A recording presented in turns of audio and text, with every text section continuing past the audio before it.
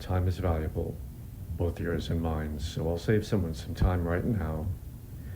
If you're someone who sees women only through a physical lens, if your desire for a woman isn't fueled by who she is first, and appearances after that, my videos won't be for you.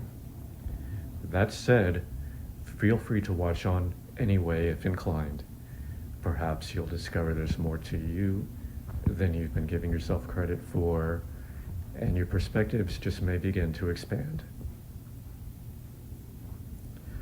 I feel this is one of the things God has called me to do, and I hope that by sharing what I've learned and experienced, my knowledge helps you, or at least enriches your experience of life in some way.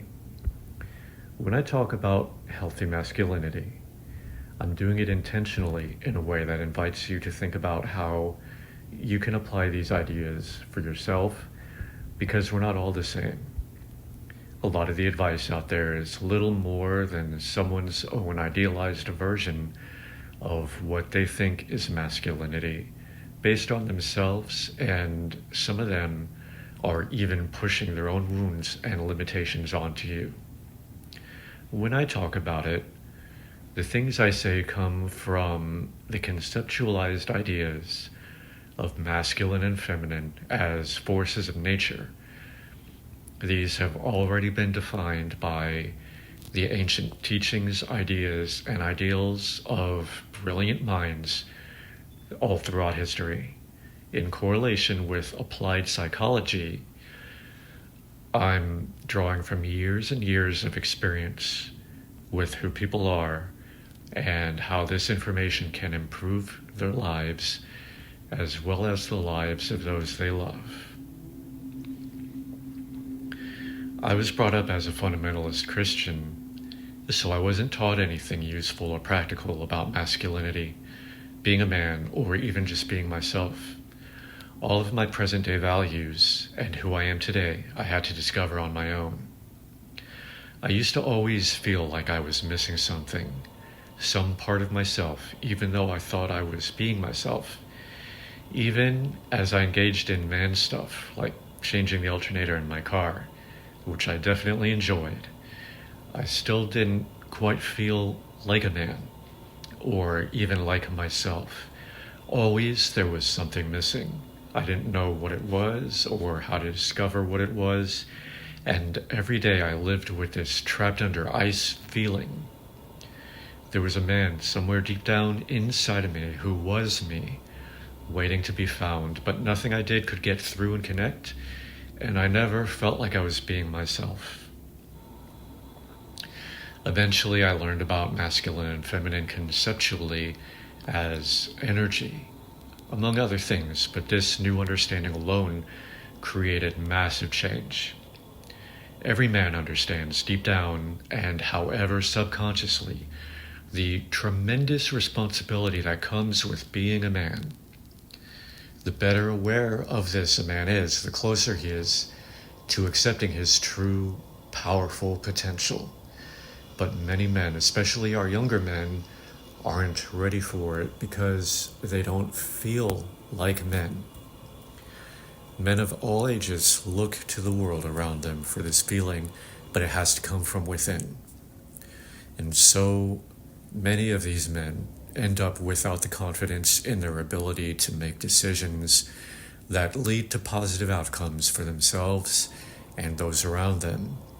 And they hide this or set it aside by indulging in vices and the safety of normal, everyday life on autopilot. A lot of men are never taught about masculinity or how to be men. Some are able to find their own way just fine, or are able to fake it for a while, and others find their way to a functional enough degree, but learn to bury and ignore that sense that they may have of something missing. Not all men feel as lost as I did, but many who do bury and ignore this feeling while they just continue on just doing the best they can. I found that while not all men feel expressly lost, it's common for men to feel incomplete without some sort of rite of passage or a checkpoint of sorts, something that officially brings that sensation of inner connection with manhood and no longer being a boy. Many men, even if they had fathers who worked hard for the family and fulfilled what we see as a father's duties, still didn't get the type of positive masculine role model that they really needed while growing up. Engaging in man stuff is positive and healthy. It teaches us valuable skills and can satisfy us on some level because it is expression of masculine energy. However, it isn't the same thing as being in touch with our own masculinity. The difference being that we're not dependent on man stuff to keep us locked into being a man, and we begin to tap into our own true potential for building and supporting our lives as well as our families and all our loved ones. When a man isn't yet ready to take on the responsibilities of standing in his healthy masculine power because of his lack of a role model and subsequent lack of confidence in himself or any limiting perceptions about himself that may even create the illusion of confidence, it can look like escapism, avoidance, immaturity, and so on. Professional evaluation, of course, and diagnosis is needed on an individual basis to get to the roots of these types of things, but often these things can be resolved and bulldozed away simply with one crucial feeling, which is feeling like a man as your standard everyday default setting through your own self-validation. This requires connection with your own inner healthy masculine power. Your own experiences will offer you your own rite of passage, your own unique initiation, as you apply the conceptual ideas of healthy masculine and feminine energy to your own way of being. You'll discover more and more what you are actually made of. To keep going, check out my video on manifestations of masculine energy. Thanks for watching.